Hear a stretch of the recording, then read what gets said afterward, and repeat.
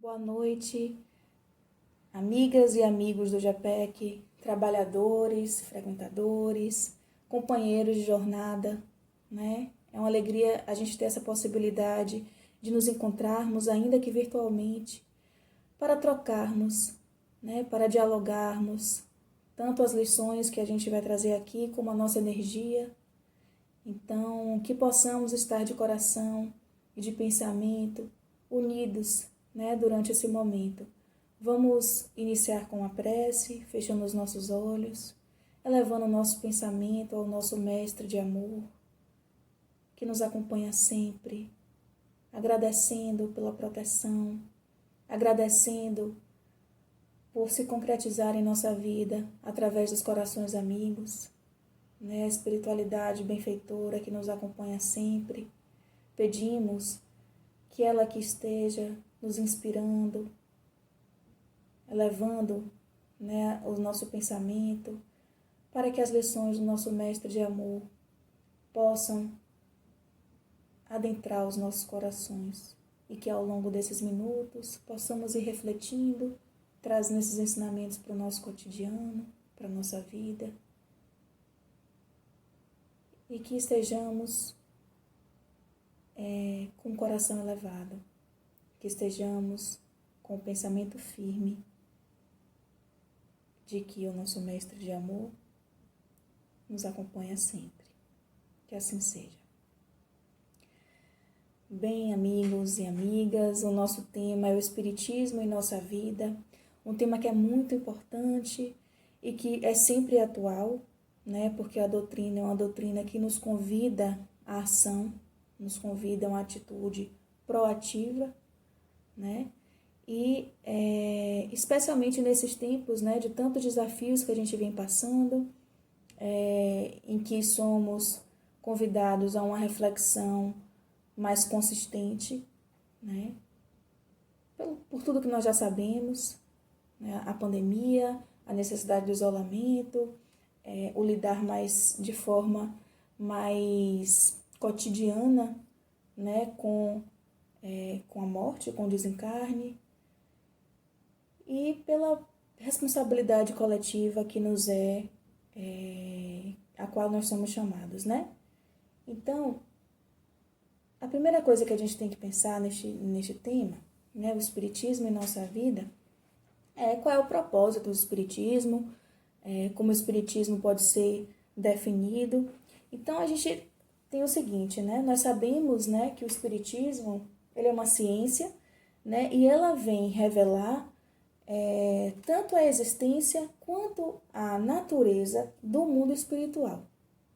Então, além disso, ela busca também estudar as relações desse mundo espiritual com o mundo corporal, mundo corpóreo, material.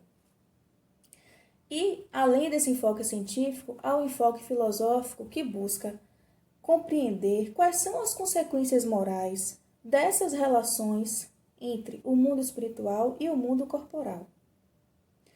Mas para quê? Qual a finalidade também da gente compreender todo esse conhecimento, da gente ter acesso, né, às leis do princípio espiritual, a outros princípios básicos que a gente vai estudando ao longo da codificação. Todo esse conhecimento que a gente tem acesso através da codificação, né, da doutrina espírita, busca, no final das contas, cumprir a lei cristã. Então, o Espiritismo ele não traz uma moral nova a ser aplicada, mas ele vem explicar de forma mais clara o que Jesus explicava por alegorias, o que naquele tempo não era possível nós, a humanidade, compreender, e vem tirar este véu do sobrenatural, mostrando que o que acontece é sempre uma relação, né, da natureza com o mundo espiritual. Então, existe toda uma relação que pode ser explicada e que vem nos mostrar que o conhecimento a respeito do princípio espiritual, o conhecimento a respeito dessas leis, explica muito e tudo do que se passa, né, nas nossas vidas, nos nossos processos evolutivos. Então, qual é o convite, né, que a doutrina espírita nos convoca? É aprofundar o conhecimento de si. Por ser uma doutrina filosófica, ela vem buscar também explicar algumas perguntas que é natural de todo ser humano, né? Independente de onde esteja, que faz parte do conhecimento, da curiosidade acerca da sua própria existência. Então, perguntas como: quem sou eu? De onde eu vim? Para onde eu vou? Qual é o propósito da minha vida? Qual é o sentido da minha vida?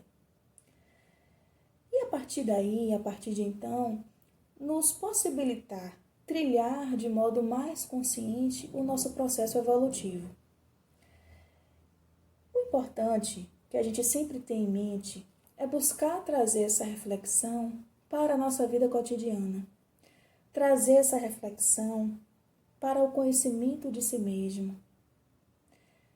Então, assim, o modo como a gente conduz a nossa vida, o modo como a gente sente, como a gente pensa, como a gente toma as nossas atitudes, como a gente decide, né, em questões das mais simples a mais importantes da nossa vida, esse modo está espelhando a doutrina filosófica que a gente escolheu para seguir.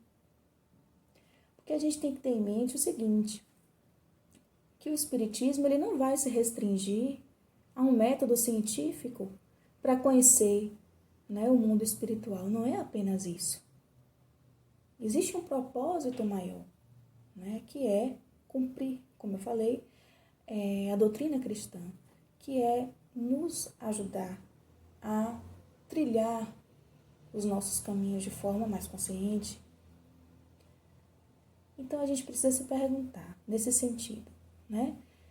Nessas perguntas que eu trouxe em relação à questão filosófica, eu vou trazer algumas aqui hoje e a gente vai percebendo como este conhecimento acerca da realidade espiritual nos ajuda a compreender quem nós somos, nos ajuda a compreender o porquê de determinadas reações, o porquê as relações, as interações com o nosso próximo, elas vão se dar de modo mais fácil ou de modo mais difícil. Nós vamos compreendendo com o passar das experiências, à medida que vamos estudando e aplicando a doutrina, como as coisas vão tomando algum sentido, né? Então, com essa primeira pergunta, quem sou eu? Uma pergunta que é comum que a gente se faça, ainda que não se faça de modo tão explícito, tão consciente, a gente se pergunta sobre nós mesmos, né? E aí, pensando em nós enquanto espíritos, a gente precisa compreender como se dá, né? Como se processa a nossa... como se concretiza, vamos dizer assim, a nossa identidade espiritual. Nós sabemos, né, que o espírito, existe um princípio inteligente, né, espiritual, uma centelha divina no universo, que ao longo, né, de sucessivas existências, com o contato de diferentes estágios da matéria, vai se burilando, vai se aprimorando, vamos dizer assim. Então, existe um princípio inteligente que atravessa o estado mineral, atravessa o reino vegetal, atravessa o reino animal e, quando chega na espécie humana, se individualiza. Se individualiza agora enquanto um espírito, com determinada personalidade e que, ao longo de sucessivas encarnações e encarnações, vai também aprimorando-se. Quando esse espírito inteligente, quando esse princípio inteligente, ele chega na condição humana, ele adquire, portanto, a razão, a autoconsciência e o livre-arbítrio. Os animais, eles não sabem que são animais. Eles não têm consciência de si mesmos. Nós já sabemos. Nós temos o livre-arbítrio, né, de fazer o que quisermos fazer com a nossa vida. Nem tudo vai convir, né? Nem tudo a lei permite. Mas temos a nossa liberdade. E junto com essa liberdade, nós temos a responsabilidade. Então, a questão da ação e reação, né, a lei de causa e efeito, se relaciona justamente com o livre-arbítrio que a gente tem. Sartre dizia que nós somos escravos da nossa liberdade, que a partir do momento que a gente escolhe, a nossa escolha terá uma consequência. E se a gente sabe que a nossa escolha tem uma consequência, se essa escolha ela ferir um equilíbrio maior, uma justiça maior, vai ser necessária uma reparação, né? Por essa razão, pelo fato da gente não conseguir dar conta dos nossos atos em apenas uma existência, a gente tem, através da misericórdia divina, a possibilidade de retornarmos através da reencarnação, de repararmos, né, os nossos erros, de realizar o que não conseguimos realizar em outras encarnações. Alguns conseguem fazer isso de forma mais rápida, outros nem tanto. Mas o que sabemos é o seguinte: com o progresso, com a evolução, a cada encarnação a gente tende a dar passos, né? Passos sucessivos. Ok. Esse é o princípio, bem por cima, bem básico, da reencarnação. Só que a gente vai se perguntar o seguinte, tá, ok, eu sei que existe a reencarnação, né, que a nossa verdadeira vida é espiritual, que os corpos são transitórios, mas e aí? Basta apenas nós sabermos disso? Como é que saber desse princípio pode mudar a nossa vida? Quando a gente crê, né, quando a gente tem acesso a esse conhecimento de que a nossa vida não se resume a este plano, a matéria que a gente consegue aprender com os sentidos, há uma mudança significativa na nossa perspectiva, no nosso modo de enxergar o mundo, no nosso modo de nos compreender. Então, ter acesso a esse conhecimento nos convoca ao seguinte: como é que está a minha relação com os bens materiais, por exemplo? Claro que nós devemos ser previdentes, nós precisamos da matéria, né, para sobrevivermos, precisamos nos alimentar, precisamos, óbvio, ter segurança, né, dormir num lugar seguro, ter saúde. Mas a gente pode ser escravo desse bem material, tendo hoje em dia já uma consciência de que nós não somos apenas isso, nós não nos limitamos, inclusive a esse corpo, né? Eu hoje estou como Luísa, mas não me limito a essa personalidade, Luísa. Somos muito mais do que isso. Isso nos ajuda a nos libertar um pouco dessas amarras, né? A não nos angustiarmos tanto com a questão material. Outra coisa que às vezes não, que sempre é importante a gente lembrar, é a nossa relação com a morte, com o desencarne.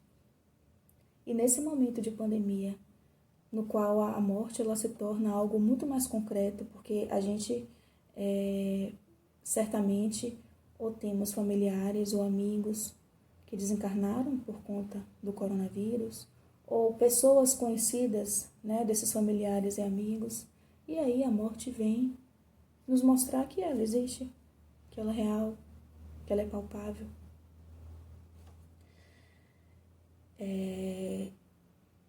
E o Espiritismo nos lembra que a vida espiritual é a nossa verdadeira vida.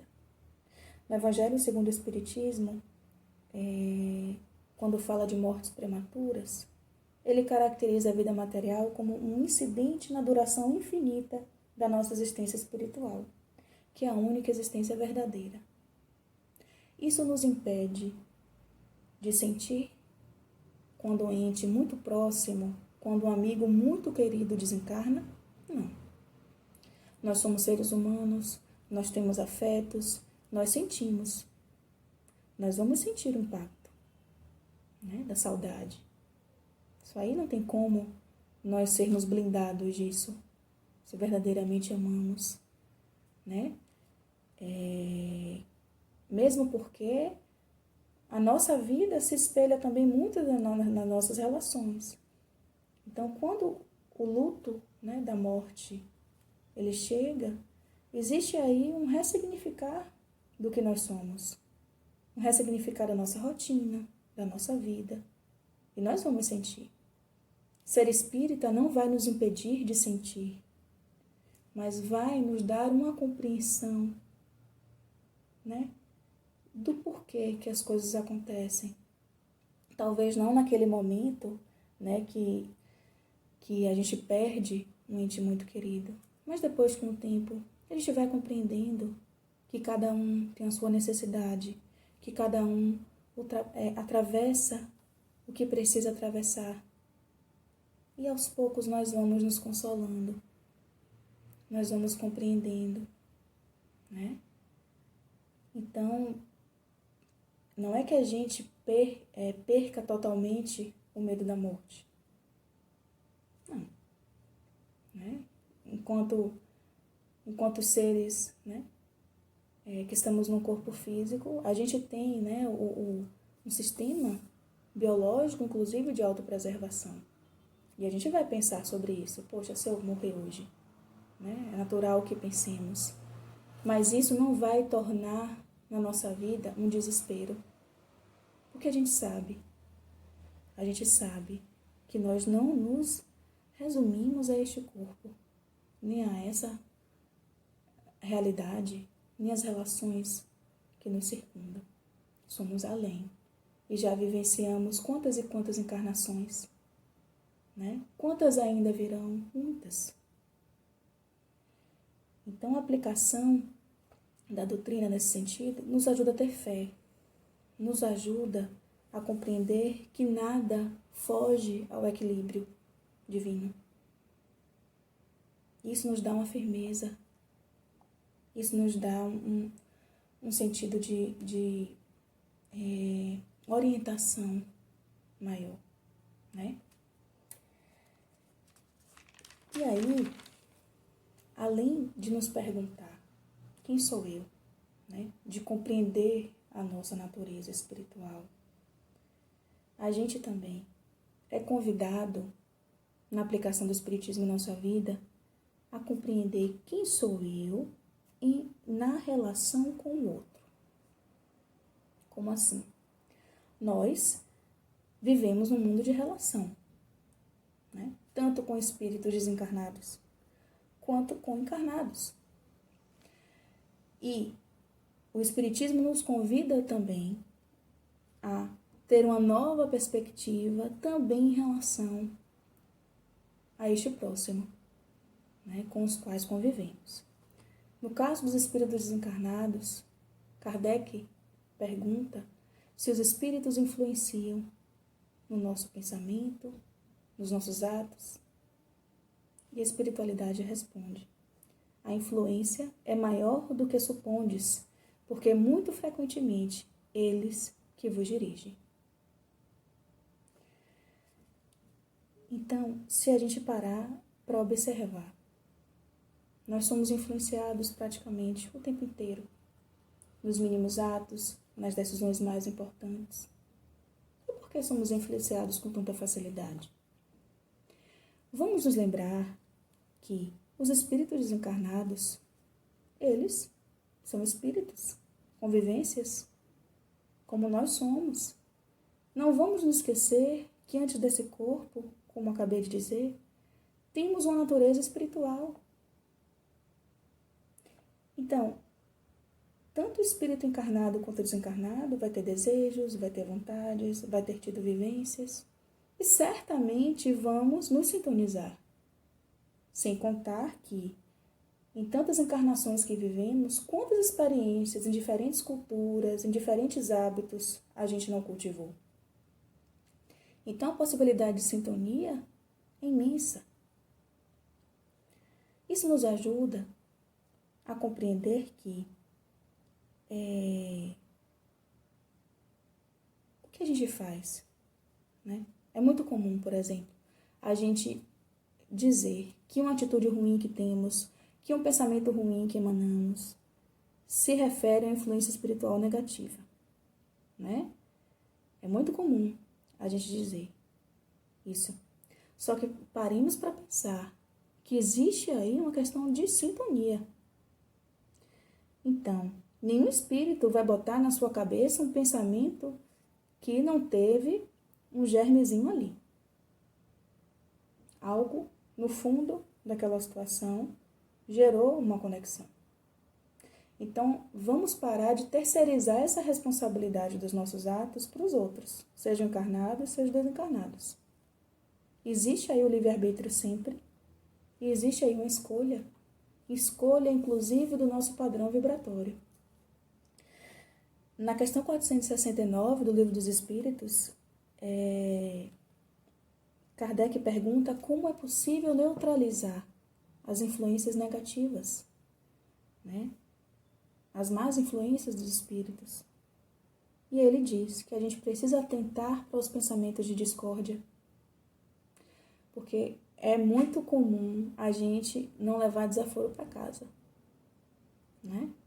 A gente tem uma discussão que está falando da gente, a gente vai e alimenta.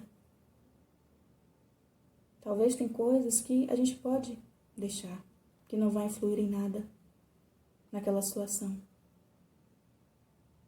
Então, o pensamento de discórdia, pensamentos que nos insuflem o orgulho, né? Se estamos percebendo que a vaidade está muito assoberbada, o orgulho, prestemos atenção a esses pensamentos, às nossas reações, porque só prestar atenção no pensamento é fácil? Não é tão fácil, então observe suas reações. Quando alguém te elogia, se eu trabalho na casa espírita, você é trabalhador espírita e trabalhadora espírita, como é que você se sente com determinadas pessoas, né? Com muitos elogios, são verdadeiros elogios? Você espera muitos elogios? Porque isso aí a gente vai observando como é que anda o grau da nossa vaidade. E uma coisa que é mais importante, que eu considero, né, que tem nessa resposta, é o hábito no bem, a confiança em Deus. O hábito no bem, ele vai nos ajudando a criar uma atmosfera positiva que permita uma sintonia com os bons espíritos. Temos muitos defeitos, né? Temos ainda muitos vícios. Então, a gente não vai se transformar do dia para a noite. Mas em pequenas coisas, a gente pode ir se aprimorando no bem. Por exemplo, se você sabe de alguma coisa que aconteceu com o seu colega na casa espírita, por exemplo. Houve uma confusão, pronto. Houve uma confusão no grupo, né, de trabalho. E aí você comenta isso com outra pessoa que não é do grupo de trabalho. Você critica um colega, você expõe os defeitos, não só na casa espírita, mas, né, em qualquer outro lugar. A maledicência, que é uma grande companheirinha ainda no nosso dia a dia. Vale a pena fazer aquele comentário? Aquele comentário que você vai fazer sobre o fato vai melhorar a situação? Vai trazer uma solução para aquilo? Se não fizer, não vale a pena ser comentado. Aí, nessa simples atitude, essa pequena atitude, já é o bem que está se construindo. Parece nada, né? Parece um grãozinho de areia no meio de uma praia inteira. Mas já é um grande começo, porque isso vai se tornando um hábito. Aí, se existir essa situação de novo, se você já está se trabalhando, se vigiando, você não vai comentar de novo. Chegará um dia que você vai evidenciar o lado positivo daquela pessoa. E com o tempo, o bem vai se tornando um hábito consolidado em sua vida. Isso aí, aliado com a prece, né, aliado com o hábito de se conectar com a espiritualidade benfeitora, se conectar com o que você acredita de positivo, isso vai nos ajudando a entrar num grau de sintonia mais constante com a espiritualidade amiga. Ok, falamos aqui da relação com os desencarnados, perdão. E a relação com os irmãos encarnados, né? Que é a relação do nosso dia a dia, que percebemos com os nossos sentidos de forma mais explícita. Ela é importante para a nossa vida? Nós, seres humanos, somos seres sociais. Nós não nascemos para viver isolados e sozinhos. Observe o bebezinho. O bebezinho que vive isolado, ele não sobrevive. Ele vai precisar de um alimento, ele vai precisar do afeto dos seus cuidadores principais.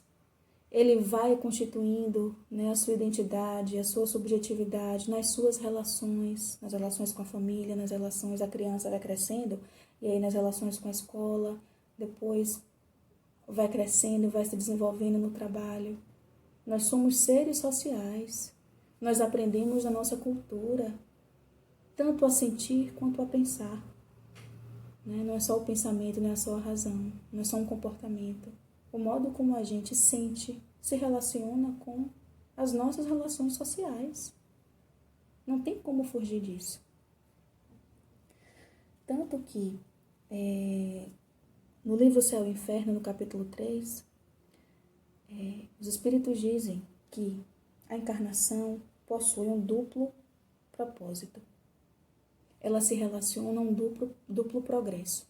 Tanto o progresso intelectual, que a gente já conhece, a gente vai percebendo até pela história, né, das civilizações, o quanto a gente vai aprimorando o nosso conhecimento científico, intelectual. Mas existe também aí o aprimoramento, existe aí um progresso moral. E os espíritos dizem que esse progresso moral se dá justamente através da necessidade que os homens têm um dos outros, nessa relação. Então, essa vida social, ela vai ser, como está na codificação, a pedra angular das boas e das más qualidades. Por quê? Aquela pessoa que vive isolada, ela pode se preservar de realizar o mal, ok? Não realiza o mal. Por outro lado, ela anula o bem que ela poderia fazer.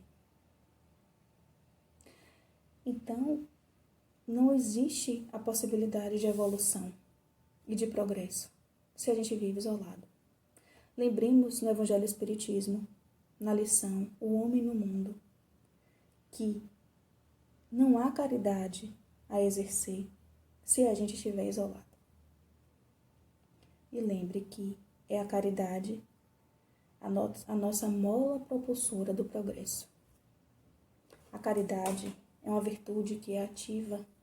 Ela só existe se estiver o outro dentro dessa relação. Não tem como se falar em caridade sem se falar do outro. Então, por meio da caridade, né, que é o mais poderoso meio para a perfeição, através da caridade, a gente vai ter a possibilidade de humanizar este próximo. Tanto com a caridade material, que já temos maior facilidade para fazer, como com a caridade moral. A caridade de ouvir o próximo, a caridade de perdoar, a caridade de perceber que cada um tem o seu despertar e que assim como eu erro e quero a compreensão dos outros para os meus erros, eu preciso também compreender o momento do outro. Isso vai fazer de nós santos? Não. Isso é difícil. É uma prova, né, viver principalmente com pessoas que são muito diferentes de nós. É uma prova que nos convoca a burilar, né, o nosso afeto. Porque a convivência que a gente tem com diferentes espíritos nos permite desenvolver a nossa capacidade afetiva ao longo das encarnações. Por exemplo, com os nossos familiares, nós sabemos que temos uma ligação que não é só consanguínea, que certamente já vivemos em outras encarnações. E nessas encarnações, a gente vai desempenhando diferentes papéis. Numa encarnação eu posso ter sido mãe de uma pessoa, em outra encarnação eu venho como esposa. Esses papéis que a gente vai desempenhando com os outros, nos possibilita modos diferentes de agir e sentir. Então o espírito ele vai se desenvolvendo. E agora, principalmente, gente, na pandemia, é que a gente está vendo isso de uma forma mais clara, porque nós somos convidados, com o isolamento, a estar mais próximo ainda das pessoas que convivem conosco em nossa casa, dos nossos familiares. E aí os defeitos são colocados de modo mais explícitos, inclusive o nosso. E vai tendo aquele embate, porque há aí diferentes personalidades. Cada uma dessas personalidades vai trazendo uma complexidade, né? Uma complexidade no seu agir, uma complexidade de diversas encarnações, diversas vivências. Então, cada um é num momento. E isso nos ajuda, inclusive, a perdoar, a compreender, por exemplo, que aquela pessoa que nos magoou, eu tenho uma visão sobre aquela pessoa, né? Tenho uma verdade sobre ela. Mas ela, para outras pessoas, pode ter muitas virtudes. Inclusive comigo, aquela mesma pessoa, em determinado aspecto, pode ter um comportamento positivo e outros nem tanto, assim como cada um de nós. Quem é que está pronto? Ninguém está pronto ainda, né? Senão estaríamos no mundo de prova e expiação numa missão, o que em sua maioria a gente sabe que não é, né? Pois bem, além dessa questão da nossa relação, né, com o próximo mais próximo, com os encarnados, a gente também precisa, com os familiares, desculpe, a gente precisa também pensar que nós temos uma responsabilidade com a coletividade, não só com aquelas pessoas da nossa convivência, mas com a coletividade no geral. Emmanuel e André Luiz, no livro Estude e Viva, no capítulo que se chama A Regra Áurea, né, que é o capítulo 32, eles vão nos dizer que quanto mais progresso a sociedade vivencia, maior atenção ao bem comum a gente desenvolve. Então, o nosso objetivo aqui é alcançar, né, esse bem-estar coletivo. E esses dois autores, né, do plano espiritual nos dizem que o livre-arbítrio ele vai servir para dois propósitos. Eu achei bem interessante isso que eles trazem. Primeiro, eles dizem que o livre-arbítrio ele serve para alcançar a segurança e a felicidade de todos aqueles que compartilham conosco, né, a existência na Terra. Gente, quando a gente pensa na segurança dos nossos próximos, a gente pode tirar disso aí inúmeras reflexões.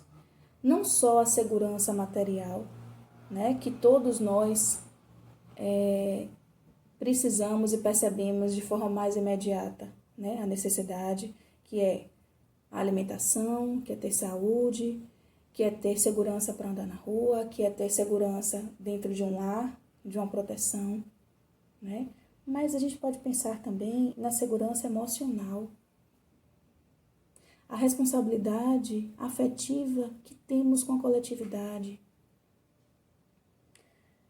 a autonomia que a gente precisa desenvolver nos espíritos. Talvez seja mais difícil a gente pensar nisso de uma forma tão global, né? Apesar de ser possível. Por exemplo, agora na pandemia, né? Voltando para esse contexto, que é o contexto que está nos afetando neste momento, percebemos claramente a nossa responsabilidade com a coletividade, que é o quê? A proteção da nossa saúde, seguir as regras, né, de isolamento, quem puder seguir, as regras sanitárias ao ir na rua, né, o uso de máscara, por exemplo, a fim de que o vírus não se propague de uma forma mais rápida. Então, o isolamento, né, estar em casa, fazer este esforço de estar em casa, significa vida, significa proteger a vida de um coletivo. Olha que exemplo que a gente tem, tamanho de tudo isso aqui que a gente está vendo, né? Do conhecimento, do espiritismo em nossa vida. A gente percebeu o quanto a nossa ação está imbricada, está em rede com a sociedade. E aí, voltando para a responsabilidade, né, afetiva, para a questão da segurança emocional, pensemos, por exemplo, nos espíritos, nossos filhos, né, quem tem filhos, as pessoas que, ou quem tem filhos, ou quem tem subordinados, por exemplo, espíritos que por algum motivo estejam sob nossa orientação. Como é que a gente dá autonomia a essas pessoas? Né? A gente está permitindo que este espírito desenvolva as suas potencialidades ou não? Né? A gente está valorizando as pessoas como seres humanos? A gente apoia políticas públicas que estejam voltadas para a justiça social? Então, são reflexões que a gente vai trazendo, né, ao longo da nossa caminhada que demonstram justamente que é possível a gente agir de modo a alcançar essa segurança nas mínimas coisas, nas nossas decisões políticas, por exemplo. Quer dizer, toda decisão é política porque toda decisão afeta a coletividade. Mas deixa eu reformular. Nas nossas escolhas, por exemplo, né, de lideranças políticas, a gente é convidado a essa responsabilidade também. E eles ainda dizem que a gente deverá se utilizar de todos os recursos e aptidões para construir tempos novos. Então, as nossas aptidões, os nossos talentos, né, os nossos dons, as nossas capacidades intelectuais e também os nossos recursos materiais, para fazer com que esse dinamismo, né, de desenvolvimento ele ocorra, que ele não se restrinja só ao meu, né, e aqueles que eu considero como meus, mas que a gente possa ter uma amplitude, né, das nossas atitudes. Continuando, né, e já chegando para o final da nossa conversa, eu queria que a gente refletisse um pouco do nosso papel enquanto espíritas. A gente está refletindo, né, do espiritismo em nossa vida, mas enquanto espíritas em relação, por exemplo, às nossas atividades, as nossas atividades numa casa espírita, por exemplo, né? No Evangelho segundo o Espiritismo, né, quando os espíritos eles definem o que é ser um bom espírita, ele vem nos dizer que para a gente compreender, para a gente aplicar o espiritismo, a gente não necessita de ter uma inteligência excepcional. A doutrina dos espíritos é clara, ela vem justamente para esclarecer aquilo que antes não era tão compreendido. Então, assim, não é necessário inteligência excepcional para a gente compreender os princípios da doutrina espírita, para a gente aplicá-los. Além disso, o espiritismo ele não se resume a uma atividade mediúnica. Ser espírita não se resume a ir para a casa espírita, participar da mediúnica, ir embora, de se interessar apenas pelos fenômenos, de buscar apenas o passe. Né? Nós não podemos nos prender a fenômenos. A gente precisa ir mais além. Chegamos no momento de nossa existência que já temos capacidade para nos aprofundar, para mergulhar nesse autoconhecimento que é tão urgente, porque a gente só se transforma se a gente se conhece. E aí ele diz que o verdadeiro espírita é reconhecido pela transformação moral e pelos esforços que emprega para vencer as más inclinações. Então, minha gente, de que adianta estarmos indo para uma casa espírita, estarmos desenvolvendo um trabalho espiritual, se isso não trouxer uma mudança significativa no nosso modo de agir, no nosso modo de se compreender, de se relacionar consigo e com os outros? Na passagem do Bom Samaritano, que Jesus nos traz, ele nos mostra exatamente isso. Que o único que vai ajudar aquela pessoa que está na estrada foi o samaritano. Foi aquele que não seguia as práticas que os judeus seguiam, as práticas religiosas. E que inclusive eram discriminados, né? Os samaritanos eram discriminados pelos judeus.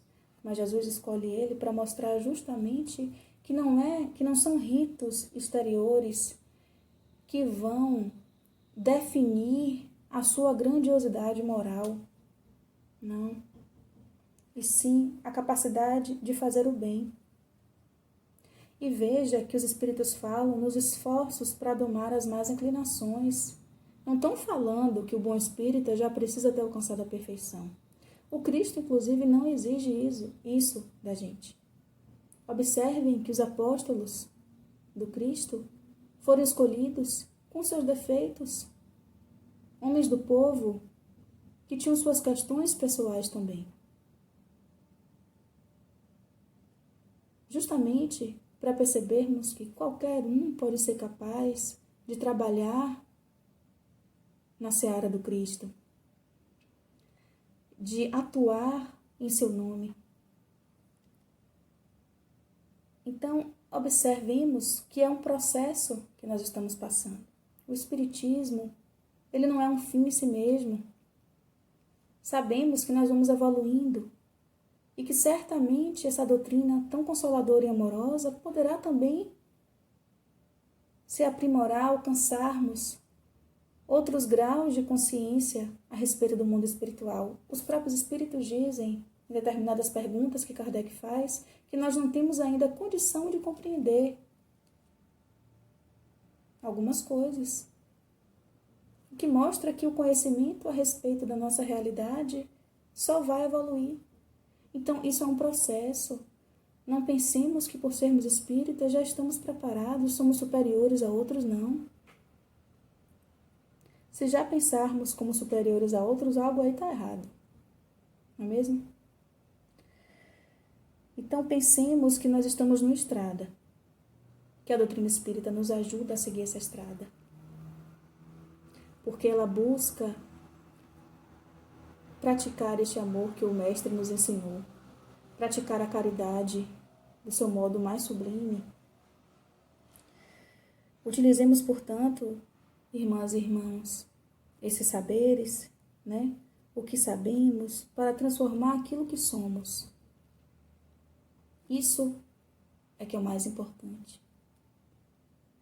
A gente se compreender com uma natureza espiritual, ter consciência, né, da nossa natureza espiritual e agir de acordo com ela. E trazer esse propósito do nosso dia a dia. É tão bom quando a gente percebe que a gente já não reage de determinado modo, né? Que a gente melhorou nas nossas reações, nos nossos sentimentos, na nossa compreensão de mundo. Não é do dia para a noite, mas quando a gente se esforça, a gente consegue observar. Pensemos, nesses momentos, inclusive, que estamos isolados, que estamos afastados do trabalho espiritual, como é que anda o seu equilíbrio? O seu equilíbrio depende de estar sempre na casa espírita apenas? Se a gente se condiciona a só praticar o espiritismo quando estamos associados a uma casa espírita, há algo que precisa ser revisto aí. Então, que a gente possa, com as reflexões a respeito da doutrina espírita, a respeito, né, desse exemplo do mestre maior, que a gente possa refletir, que a gente possa trazer, né, para o nosso cotidiano, que a gente se reconheça como um ser que está a caminho, que a gente se perdoe, né, e que a gente não perca as oportunidades de fazer o bem. Vamos então encerrando o nosso diálogo também com uma prece, né? Vamos finalizar, vamos fechar os nossos olhos agora e agradecer a espiritualidade por esses minutos que aqui estivemos juntos, por essa oportunidade de ter uma doutrina tão maravilhosa, tão misericordiosa, de termos a certeza da assistência dos espíritos benfeitores em nossa vida, que nos guiam, que nos levantam, que possamos, irmãos, estar junto de vocês nessa grande jornada, que possamos ter no nosso próximo um companheiro, que possamos acolher as nossas dores, as nossas mágoas e ressignificá-las, caminhando junto com aqueles que talvez não tenhamos tanta afinidade, mas que consigamos vislumbrá-los como os irmãos e irmãs em Cristo. Que assim seja. Muito obrigada por estarmos aqui, por esses minutos de diálogo e que em breve possamos nos reencontrar. Uma boa noite.